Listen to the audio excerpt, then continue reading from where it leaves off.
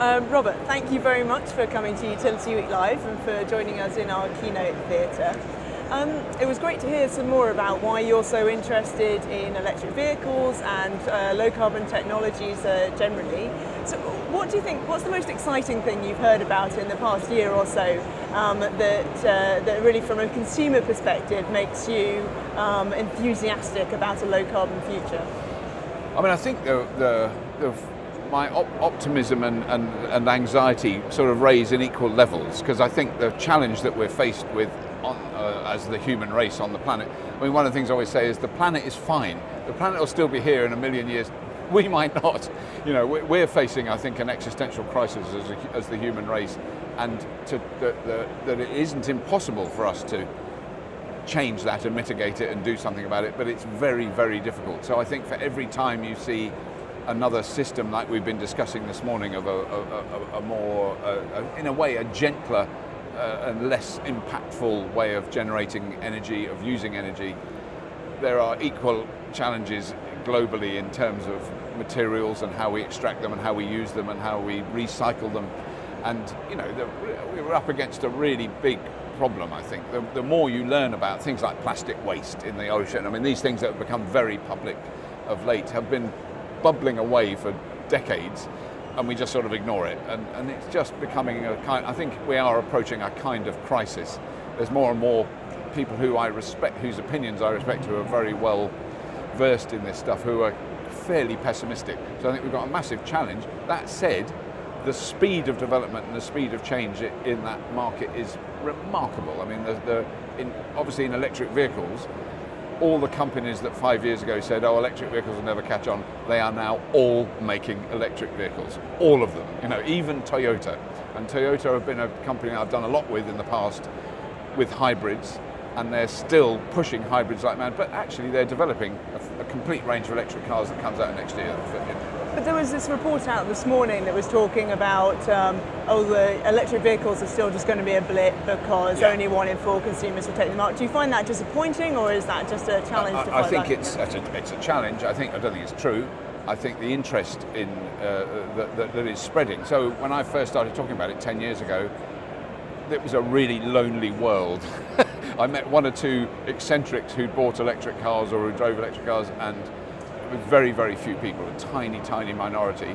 That has changed really dramatically, and the problem we have at the moment is that the vast majority of people don't buy new cars. I didn't buy a new car until I was 49, and it was the most stupid thing I've ever done. It was the most stupid investment I've ever made. That was a petrol car, because its value dropped off a scale immediately. I drove it out of the showroom. So I'll never do that again. But it's very understandable. I always bought second-hand cars. The vast majority of people buy second-hand cars, and that hasn't filtered through yet. But I think what we'll see change is particularly big companies that lease hundreds or even thousands of cars are going to transition much faster than any individual purchaser. So I reserve my criticism for wealthy people who have large homes, somewhere off the street to park, roof space to put solar panels on, and they don't have any solar panels and they have a massive diesel SUV. We have the right, as the rest of society, to be critical of them.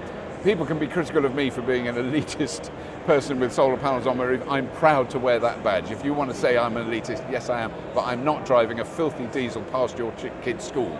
You know, so that is, we have to make that as socially unacceptable to drive a 3-ton diesel SUV as chain smoking in a children's playground. You know, it is just wrong. We need to move on. Those people can afford to buy a new car. They can now afford to buy a new electric car, which are brilliant. I've just driven the new electric Mercedes. It's much better than any of the stinking SUVs they drive. If you've got that kind of money, buy one of those. You've got no excuse. Shut up, get on with it. We heard a lot from the panel that you were talking to around new business models in the energy sector and how to really kind of realise that low carbon, decentralised energy future. Were there any insights from talking to those people really embedded in the industry that you found particularly surprising? I mean, it was really interesting, and it's very interesting how many new energy companies have emerged in the last very few years. With different proposals of how you can buy your energy, how you can access cleaner energy. and then in the longer term, how you can get cheaper energy, because that's been what my bugbear is. Once you become aware of these things, as I was talking about in that talk, and we was discussed, the wholesale energy price, the wholesale electricity price fluctuates dramatically every half an hour. And it's sometimes very, very high, much higher than we pay as domestic consumers. But it is also very often much lower. And we're not getting any of that benefit. And it is though that it feels like it's more than, the challenge isn't just, we've got to build more grid. I think the grid is fine. All the people at the National Grid go, grid's fine. There's nothing, we've got the capacity to charge millions of it, that's not a problem. But on a local level, and on a smaller, on the kind of local grid level, there are huge challenges and the way we consume electricity, the way we think about it, does need to change. And that is, I think, the biggest challenge is public awareness of those topics is ultra low. It's lower than anything else. The cost of a loaf of bread at the supermarket is very well understood. The cost of a kilowatt hour of electricity is a total, complete mystery to 95% of the population. And that is a really hard thing, because in a way they need to know that. The general public need to know that, to go, hang on, I'm paying way over the odds for this, and I want a cleaner energy supply, and those sort of things are yet to come. But I think those new companies that are emerging, the renewable energy companies, people like Ripple who have got a completely different take on it. They're not like, we'll generate electricity, you buy it. It's you buy the generators and we'll sell you electricity much cheaper. And you go, oh my God, I wouldn't even have thought of that 5 years ago. I wouldn't know that was even possible. Questions like peer-to-peer trading, which is something I was trying to facilitate in the village I live in, is really difficult.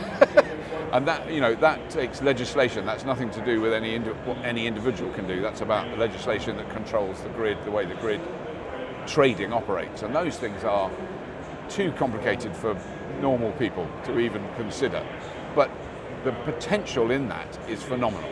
As more and more people have storage at home, you just think, I want to be able to sell that, but I don't want to sell it to the grid for very little. I want to sell it to my neighbour for very little, so they benefit from it. And when I need electricity, I want to be able to buy it from and I don't want to do anything. I don't want to have to play on my phone to make that possible. I want it to be invisible, but that's what you're doing all the time. And that stuff is on the cusp of being, it's technically possible now, but legislatively it's not. It needs to be enabled.